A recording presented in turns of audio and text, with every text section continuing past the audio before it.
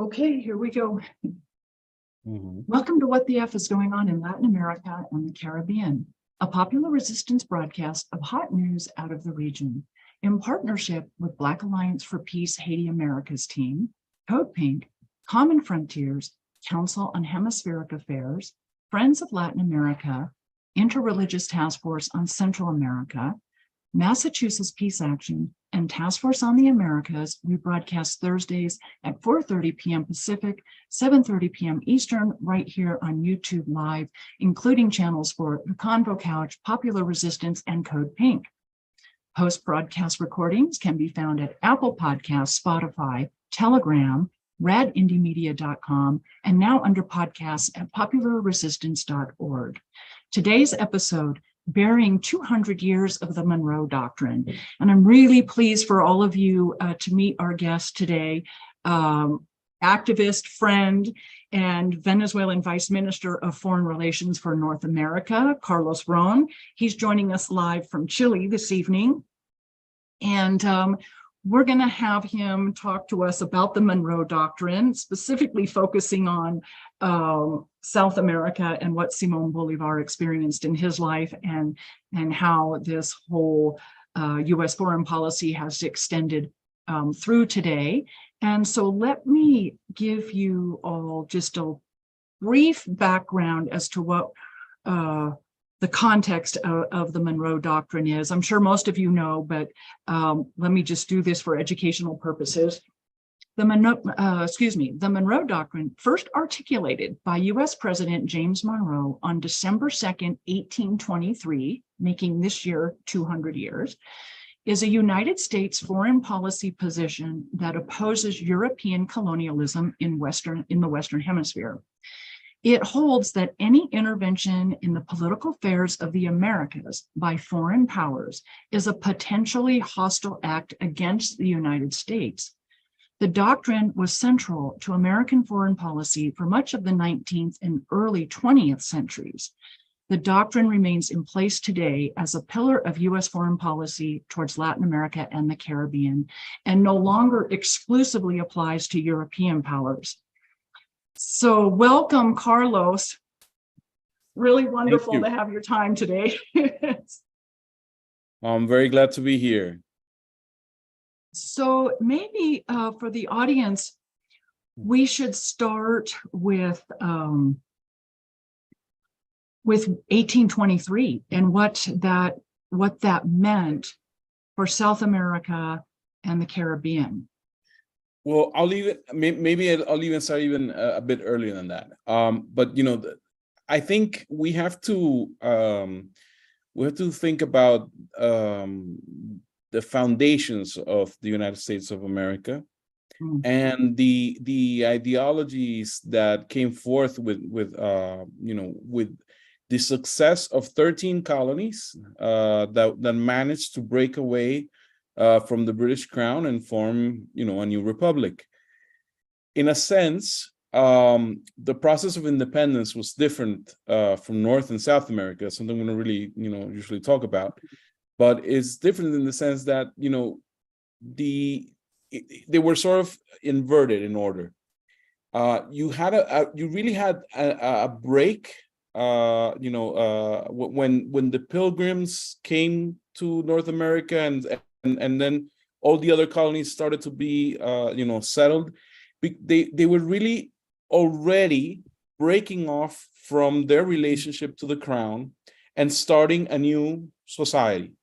So when they arrived in Plymouth Rock in 1620, you basically had an independent group of people that really had, little ties to the crown, except for the fact that they were nominally, subject to the crown, but they were pretty much on their own. They were almost expelled from Britain because of religious purposes, and they started to settle, their own way of organizing and their own, that self-ruling system, which later then, started to, on a process of growth and exploration, conquest, really, when they started, going against the native populations. And when the crown, centuries later realized, hey, these people can tribute to us, then they try to, say, hey, you should have a relationship with us. We should be able to tell you what to do. And basically, they broke off and said, no way, we're already doing our own thing. So, and that's where, the Declaration of Independence comes about. But the process really had already taken place. Yeah. It already started as an independent, sort of organization. In the Spanish colonies, it was different. In the Spanish colonies, Spain came in, the crown came in, the crown conquered, the crown settled, the crown began the process. And then it was then that, the people already, felt that they needed to, organize, break away. It was a backward sort of process. But what that gave the US was an advantage over, being able to already develop, its own political organization, being able to already develop, its means of production, independent from the crown. We didn't have that. It was actually in the South. It was basically just centuries of exploitation, just going in, grabbing the gold, grabbing the silver, grabbing the pearls, grabbing everything that was here, taking it back to Europe, not really for Spain, by the way. Spain became impoverished because of this process, because the different kings and queens that ruled Spain at different points in time, they really didn't invest that fortune in Spain, but rather placed it in the European banks. So actually, the countries the countries that actually become stronger because of this exploitation is the countries that have the banks like Great Britain, basically, not Spain. It gets to a point where Spain actually, becomes so indebted and didn't, because Spain is basically putting all the muscle in paying for the soldiers to be there, but not really investing back that money. So that's when the crown starts facing some problems. And that is when it becomes it's so crazy that they start selling titles of nobility. They were doing anything they could in order to revive their economy. That decay is something that would eventually in the earlier parts of the 19th century is what's going to help the independence movements in South America. You have a demoralized army, you have a poor country, and it just gave way for independence movements in South America and Central America to move forward. Now, this is important because, see, at these times, there's these thought currents going through the United States saying, look, we developed, we became a republic, we are ahead of this region. And you combine these ideas of exceptionalism that the U.S. still holds, where you combine manifest destiny, or where there's a train of thought where you say, well, the United States, since it was able to develop earlier and to develop stronger, it is our destiny to show the way to the rest of the countries. We must lead. We are the natural leaders. Everybody has to follow us, kind of thing. Or you have another set of ideas where you have principles such as the white man's burden and this idea that we have to do this because poor, underdeveloped countries, they weren't able to do so. We should help them out. Sort of idea. In both cases, what you have is, again, U.S. exceptionalism and a complete disregard for Latin Americans' capability of doing things for themselves. I say this because back in 1786, just 10 years after the independence, there's a famous letter that Thomas Jefferson writes when he's somehow asked, why doesn't the U.S. do anything else, anything more to help the Spanish colonies free themselves and become independent republics? And the reply that Jefferson gives in 1786 is, our confederacy, I'm quoting, our confederacy must be viewed as the nest from which all America, North and South, is to be peopled. We should take care to not think it for the interest of that great continent to press too soon on the Spaniards. Those countries cannot be in better hands, meaning us colonies in the hands of the Spanish crown. Right. My fear, says Jefferson, is that they are too feeble, the Spanish, they're too feeble to hold them till our population can be sufficiently advanced to gain it from them piece by piece. Now, this is the founding father, one of the guy who writes, the Declaration of Independence, Right. He's telling you right off, we don't see anything wrong with Spain holding these republics. We're just waiting till we're strong enough to take it from them. Right. So from the beginning, the perspective from the North is this belongs to us. We developed earlier, so we have the right, or we have the duty, whatever you want to see it as, to control this hemisphere. This is later reproduced by all these founding fathers throughout the rest the rest of the Latin American War of Independence. And then you see this doctrine, or the speech that Monroe gives. Again, these are all people that lived around the same time. They're all the same clan. Right. And this is the moment that Monroe says, by the way, there was a lot of exchanges between Monroe and Jefferson on issues regarding, the region. And for example, one of the things Jefferson said to Monroe was, I think the most important thing here is Cuba. We've always seen Cuba, we always seen I've always thought, says Jefferson, that, the most interesting thing we can do with Cuba is annex it. This is already seen, from this time. So what I'm getting at is, this is nothing new. This is not only this is nothing new. Nothing new. This is a projected plan from the founding of the United States, and it's not going to change unless you have one or two things.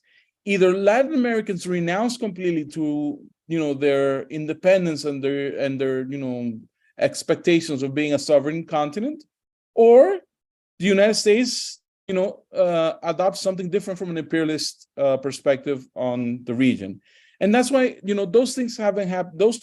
Neither of those two things have happened in the 200 years of history that we have with the Monroe Doctrine, and I don't think it that will happen soon. In any case, I'm more hopeful that things in the United States which someday change because people in the United States take control and sort of change the attitude of the government, than Latin Americans basically just renouncing to any possibility of having a future or a destiny. Now, this is as early as I said, as 1786.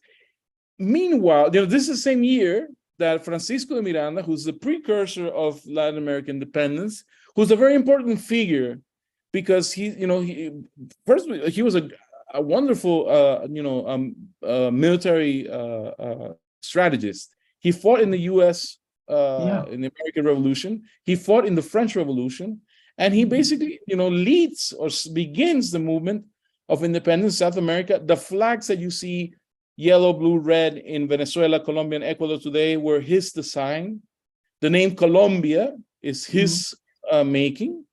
So he in the same year that Jefferson is writing the letter that I read to you, he is out in as far as Greece and Turkey, trying to find help, trying to find support for an expedition to free the Latin American or the South American and Caribbean colonies. Monroe, in the early 1800s, Monroe, while Miranda took 40 years of his life to do this, to try to get support for Latin American independence. Monroe is ambassador in Great Britain, and he writes he knows of Miranda going about, and he writes to the British Council, be careful, this man is crazy, this man is dangerous, don't help this man. So see, the idea that the Monroe Doctrine was somehow established in 1823 in order to safeguard the independence of the South American republics is not true. What they were trying to safeguard was the possibility that the United States would not have any competition in the region. And this competition was not only, of the classic European colonial powers that we know, Germany, Holland at that time, France, Britain, but also, you have the case of Russia. Russia, as we all remember, used to own Alaska. And Russia was also at the same time in 1823, it's funny that these things, sort of repeat themselves in history. But Russia at the same time was coming down from the West, thinking, or there was some, at least some possibility that Russia might expand out to what today is, the west of Canada and of California and so forth, and Washington, Oregon, and California. So it was also a message to the Russians as stay there, don't go don't go any further. That we have control over this region. Can I just interrupt for a moment, just for the audience, because I think it's just really important you mentioned Russia because for those of us who grew up in the Western United States, specifically California, but the Northwest in general, and also the Southwest, that in 1823 was all part of Mexico and Spain. And Russia had expanded its fur trade all the way down to Fort Ross, which is the Sonoma, it's on what is today the Sonoma coast of California. And so you had both Spain and Russia to the west. The United States wanted the country to be Atlantic to Pacific. And so you had all of that going on in the western part of the Americas as well. It's fascinating. Yeah, when you start dissecting it the way you are, it's really fascinating to see all the there was a lot of things. There was a lot of movement at the time. Yeah, that we don't think we don't think it happened. But again, it's part of the way we learn history. We kind of think that these places were blanks on a map, and then they started getting covered just in, like colonizing. Yes. And then people But came the in. geopolitics at the time was But the really geopolitics were there as well, and you had and what you don't have now is that at that time the United States didn't have control of the whole sea to shining sea kind of thing. You had the they only had there was contention there. So and the reason there are things as fantastic as Florida is first freed by Bolivar's army. Yes. There was an expedition that went north to Florida. They took over Amelia Island, and then there was there's a contention there with the United States and Spain and try to reconquer the area and so forth. But these times were times where things were more evened out. But as war basically depleted, the South of resource human. I mean, Venezuela lost half of its population. I mean, think about that. Half of the country's population fighting a war of independence. Wow. So, you had of course, and then all your resources taken away, you're in the middle of a war. Reconstructing after that is very difficult, which was not, like I said, the pattern of development that the United States had. Right. The United States had an advantage over the rest of the region, and that's why it was able to grow faster. So then, because it knew that this was going on, it had to gain control over these resources. See, when you look at the history of the Monroe Doctrine, you have several corollaries, which are small adaptations that are made out so that you can have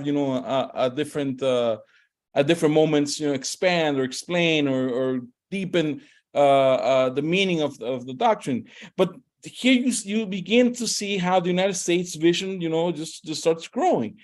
The first corollary, that we can mention is the Hayes corollary in 1880, and basically this was an attempt to block any attempt from other European countries to build an interoceanic canal. There was a project, there was an idea that you could build a canal through Nicaragua, and so the Imagine U.S. that. was, and then they would lose control. Imagine if you had the canal, you had control of both oceans. Right. That's why they tried, they moved forward towards obtaining the goodwill of the Colombian Congress so that they could build the canal through Panama. Panama at the time was part of Colombia. Yes. Now what happens? There comes a point where the Colombian Congress says, wait a minute, you can't have control of this. This is something, if anything, Colombia is going to go through Colombia. So there's tensions between, the agreement or the possibility of there being an agreement with the U.S. about building this canal. And basically what the U.S. starts doing is promoting an independence movement in Panama, saying, look, these people are being oppressed. We need to help them. They need their freedom. They need their, democracy, all the ideas that we know about. Well, it's like the playbook has just never changed. No, it's like the 200-year-old playbook, and they haven't changed one part of it. That's right. And that's how Panama, this is a process that Panama, don't get me wrong. I'm not saying there aren't, regional interests and nationalist feelings from the Panamanian people. That's a whole different issue. Yeah. But the fact that the republic broke away was a separatist movement. Had a lot to do with the presence of the U.S. in the building of the canal. Yeah. Yeah. You had an attempt in the 1880s to unite the region with under a pro-U.S. or a U.S. directed customs union. This is what they were doing because so that would benefit the U.S. In 1895, I'll tell you something else. The only corollary, they then start saying, well, the Monroe Doctrine allows us to intervene in any place that we believe might generate a conflict or might generate a possibility of another empire coming in or another international power coming in.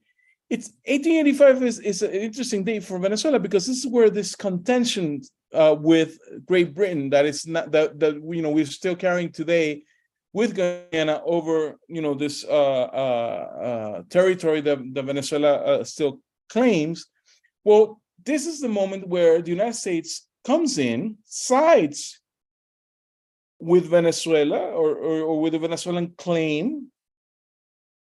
Are we talking about the Essequibo here, the territory between Venezuela and Guyana? Okay. Yes, this is the moment where the U.S. intervenes in order to kick out. Basically, what they wanted to do was, restrain the British presence, but it was sloppy, and not only was sloppy, it was controlled. It was a process that was controlled by the U.S.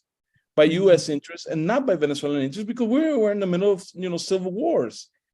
So part of the reason, and this is a whole different subject, but I'll just say this: part of the reason we are in this contention today with Guyana is because the treaty that ends up being signed in 1899 with a lot of the U.S. intervention in the treaty was completely irregular. It wasn't done with Venezuela's. It wasn't done for Venezuela. It was done in the name of Venezuela, so that U.S. could, have its interests play out in the region, and that's why we up to today still contest that treaty. Yeah, that treaty also that particular piece of land is oil rich, correct? Yes. Yeah. So. That actually it's seaboard more than anything, but yes. Yeah. Okay. Yeah. Okay. So bring him, closer to today. In Roosevelt's corollary, 1902. Again, it's when they say the U.S. has the right to intervene in Latin American affairs whenever a country is not able to defend or to keep up its financial compromises. Again, it's a time where Venezuela is being blocked by foreign companies trying to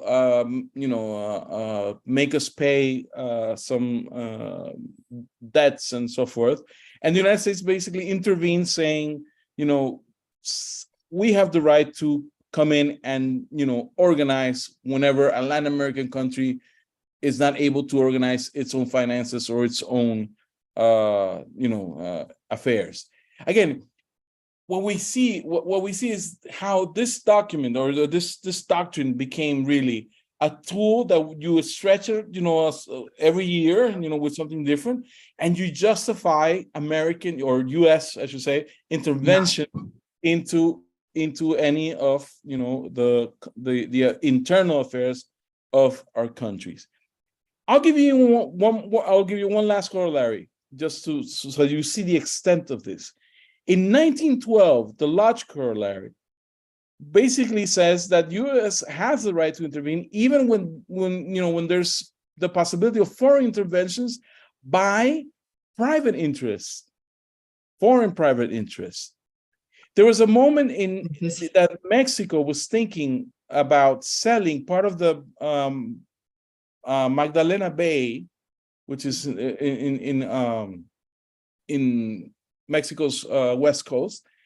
It was thinking about privatizing basically it's part of the bay to some Japanese private interests. And here also U.S. intervenes and breaks the deal and doesn't allow this deal to move forward because again it was refusing the presence of foreign interests, but not only foreign as a country or as a state, but also as private interests from other countries. Mm-hmm. So again, it's just look how years go on, and look how you're able to play with this doctrine and sort of shape of all types of interventions throughout the 20th century. This just grew even further. The United States wanted to have more control over the Caribbean. So you had a series of interventions from Puerto Rico, from Cuba, Dominican Republic, Haiti, Nicaragua. In Nicaragua, you see, Nicaragua was basically private U.S.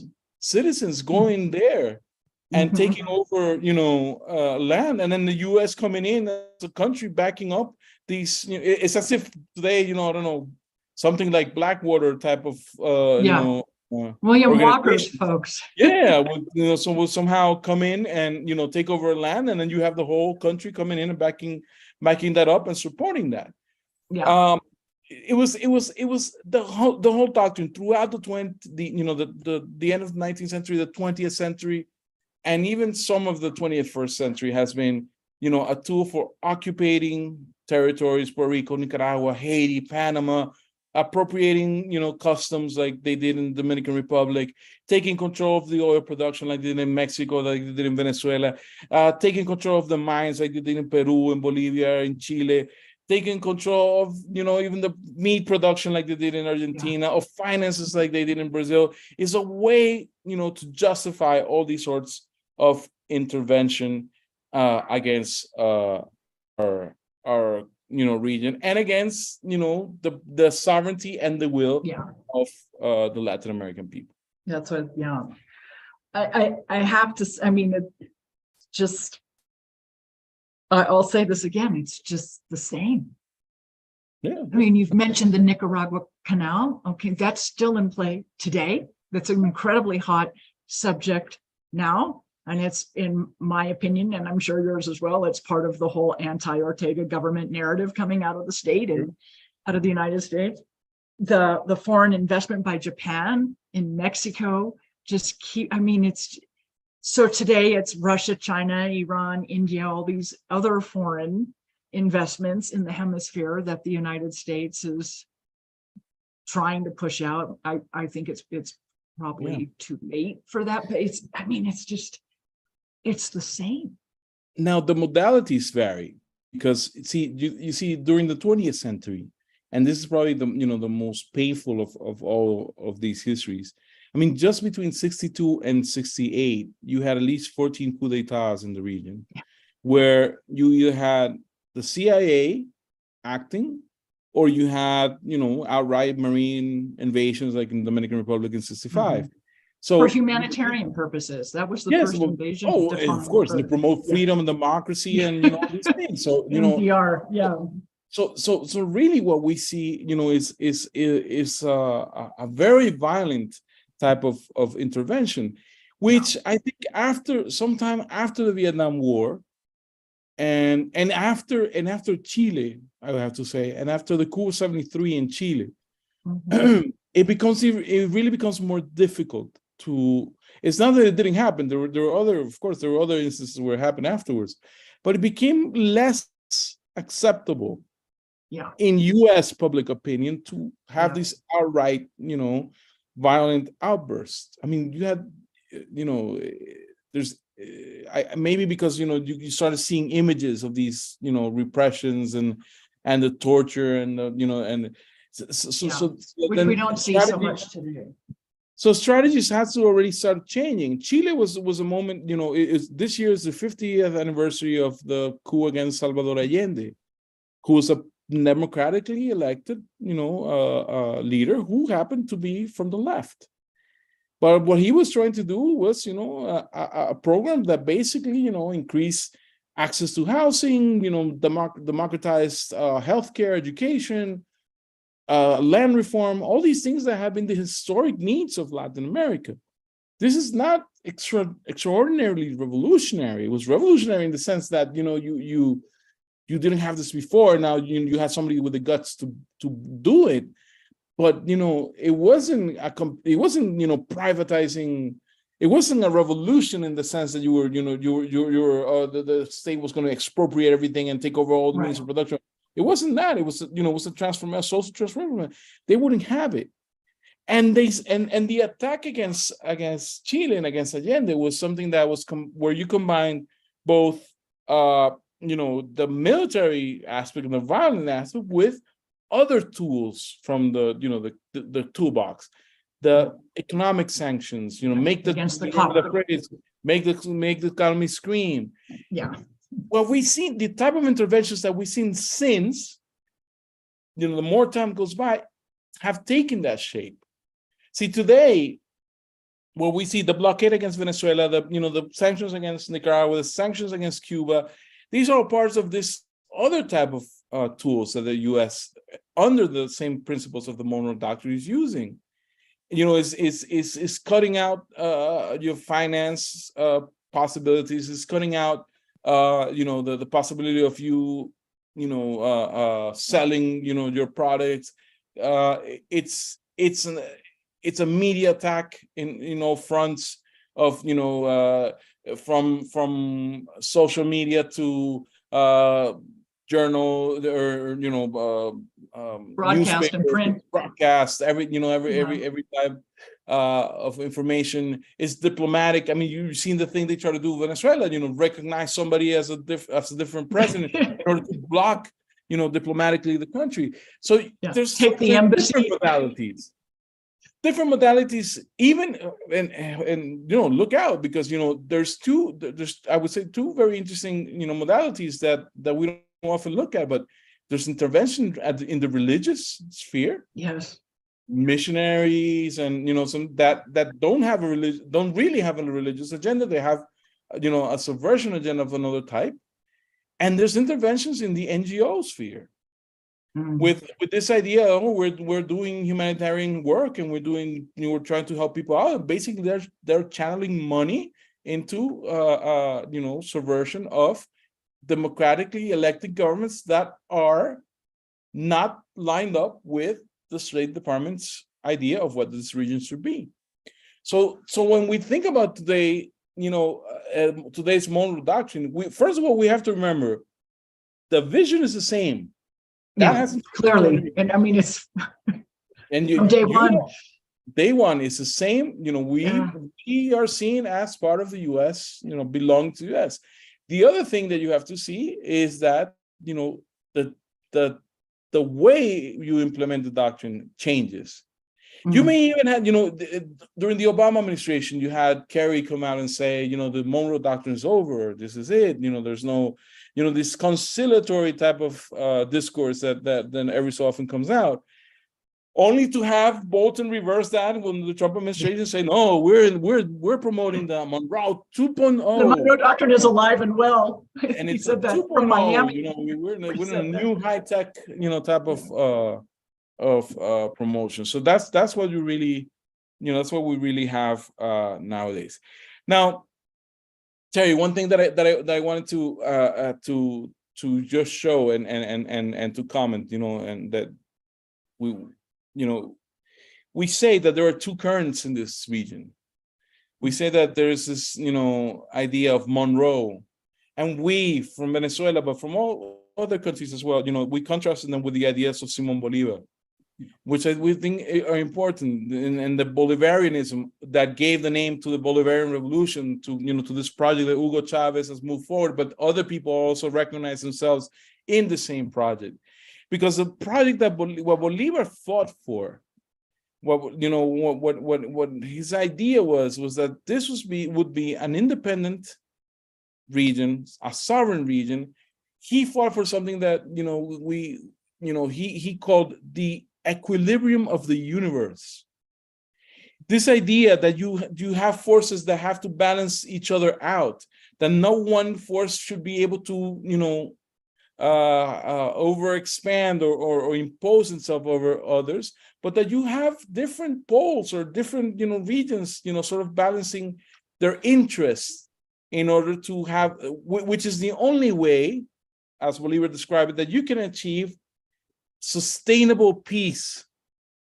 Sustainable peace is not just peace that you declare because you're defeated. Sustainable peace is a peace that guarantees justice, development, and guarantees, over time that, that peace remains in place. Now, in 1826, 3 years after the Monroe Doctrine was issued, Bolivar issued a call for Congress, the Panama Congress, where these new republics would come in and would meet. And I just want to say, and I just want to mention really quickly, just a couple of the things that were on the agenda, so that you get an idea of what the difference is between Bolivarianism and this Monroeism. First, there was a call for to denounce Spain's imperialist attitude and to denounce the damage it had caused in the Americas. By the way, the United States sent representatives to this Congress, not because Bolivar invited them, but Bolivar respected the decision of the Colombian Congress at the time, who did invite them. And the Colombian Congress at the time was what today is Venezuela, Colombia, Ecuador. Yes, Peru, it was united. Bolivia, It was united yeah. one republic. Yes. Yeah. So Bolivar at the time was president of Peru, because the process of independence kept going, Yes. moving southward. So he became president of Peru, and then the government of Colombia took another decision. And this is important because it's often claimed that Bolivar was some sort of outlandish dictator that ruled, and you can see that despite the fact that he had founded Colombia, he allowed Colombia to take its own decision in the sense. Colombia does invite the United States, and Henry Clay, who is the Secretary of State at the time, gives the instructions to the U.S. representatives to go, and he says there should be no denouncing of Spain as this crime committer, and you should also not. One of the other, another point that Bolivar was making in the Congress was calling for the independence of Cuba, Puerto Rico, also the Canary Islands, and also the Philippines. It was this movement of freedom, of self-determination, and the United States opposed they had specific instructions to oppose this movement. One of the problems, and this is interesting, but one of the problems that justified this decision by the United States was that they feared that any of these countries that would become independent could fall into the danger of a slave revolution like in Haiti. Yeah. And people from the South didn't want this. Yeah. So People from the southern United States. from the southern United States, yes. From the southern United States didn't want this because they were still slaveholders. Yeah. So part of the and why do I say this? Because I have been told, we've been told for 200 years that the purpose of these doctrines and the purpose of these, this U.S. intervention in our region is because the ideas of freedom, democracy, and equality, and this bullshit. It's economics. It's no, but it's also not true. Right. See, because you No, weren't it's not willing true. to denounce the imperialism that, in the region and the crimes that were committed by Spain. You weren't willing to free the countries that were still under the subjection of these empires. You weren't willing to free the slaves. Yeah. So you can't really talk about That's freedom. Right. Because the enslaved people, and there was another point in Bolivar's agenda for the Congress, was the total abolition of slavery in the Confederated States of in the new republics.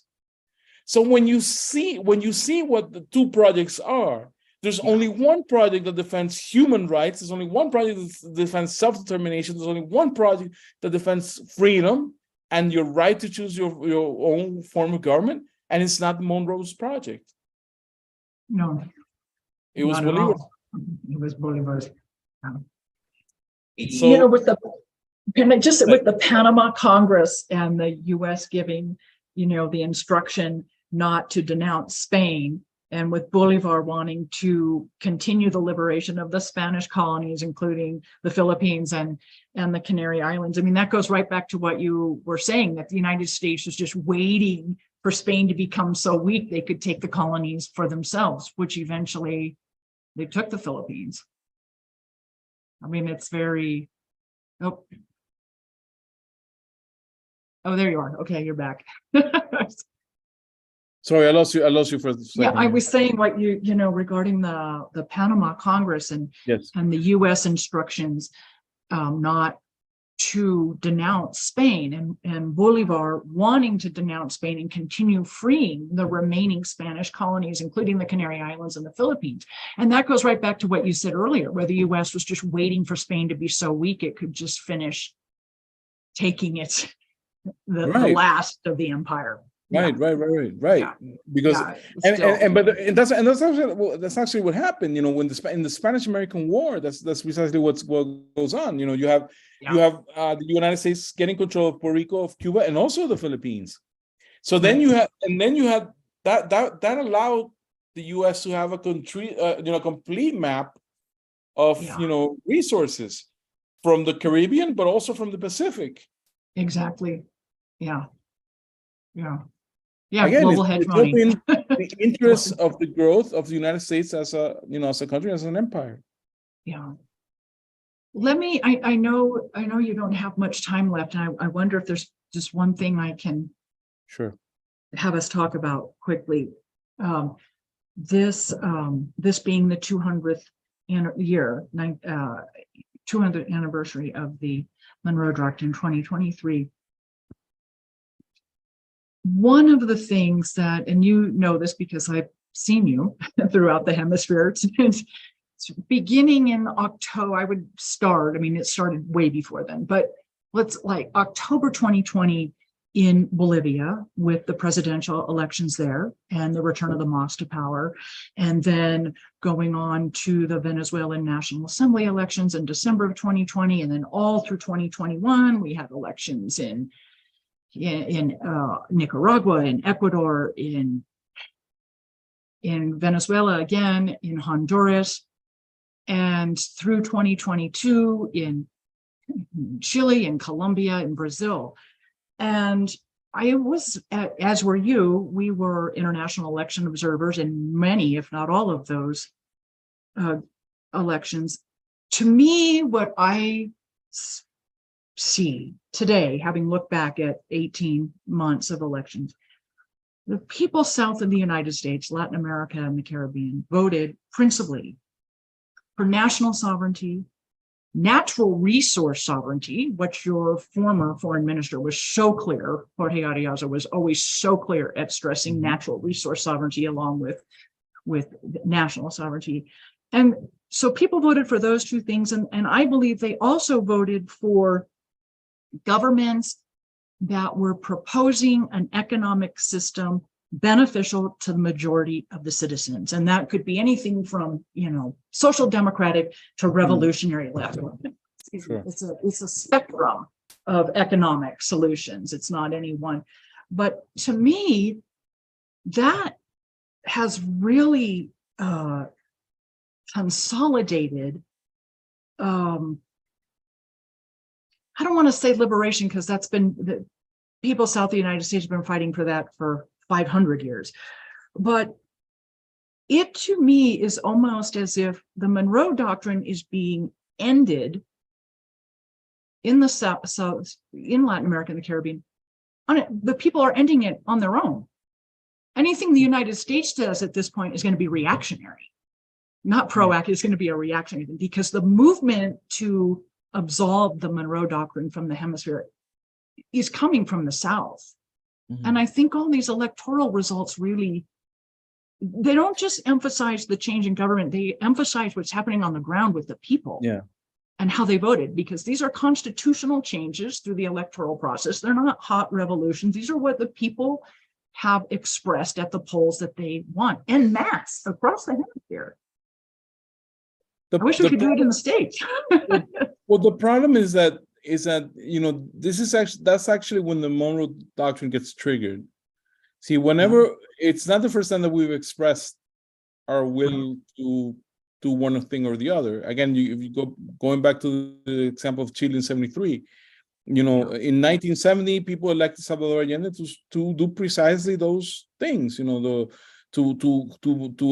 nationalize copper, to move forward in social programs. And then the Monroe Doctrine acted itself in one of the most vicious, ways, and overthrew him and set up a regional, program called the Operation Condor to basically destroy any other type of, attempts as such in the region. So what I think what we have to be careful about is that, whenever the, Latin American, the Caribbean reasserts itself, is whenever, the doctrine goes out and becomes more violent and more aggressive. So we have to be careful and see how, how that's going to express itself in the next, couple of years, or because, like you said, the region is now taking another turn towards the left. Yeah. I mean, we saw what happened at the beginning of the 20th century or 21st century. I mean, when you have this first wave, when the people called it, the pink tide and everything, but Chavez, Lula, Evo, Correa, you have this movement going, towards a more, like you said, cutting off, from U.S. dependency, and the reaction was, we hit Honduras and overthrow the government of Honduras and overthrow the government in Paraguay, and then try to just suffocate Venezuela with sanctions. And so and it's been a vicious second decade and third decade of the 21st century trying to fight that off. So we have to be careful, I think, in the sense that it's going to generate a reaction. That's why I think at the end of the day it is very important, whatever you do in the United States and whatever people, do in the United States, to change that policy, because the change, we're going to have the same, perspective. We're going to fight it out, and we'll lose some battles and we'll win others, but we want our self-determination. What has to change is the way the U.S. and the people in the U.S. see themselves within the framework of this doctrine. That's why the U.S. has to say, this is not who we are. These are not our values. These are not what we stand for. This is not the type of relationship we want. In a world that we're, where we're threatened by, a nuclear holocaust, we're threatened by, famine, where we're threatened by, climate change that who knows how it's going to affect us. We have to look towards cooperation. We have to look towards solidarity. We have to look toward other types of values, not towards this crazy attempt of dominating Latin American and Caribbean resources in order to benefit, just a small group in the United States.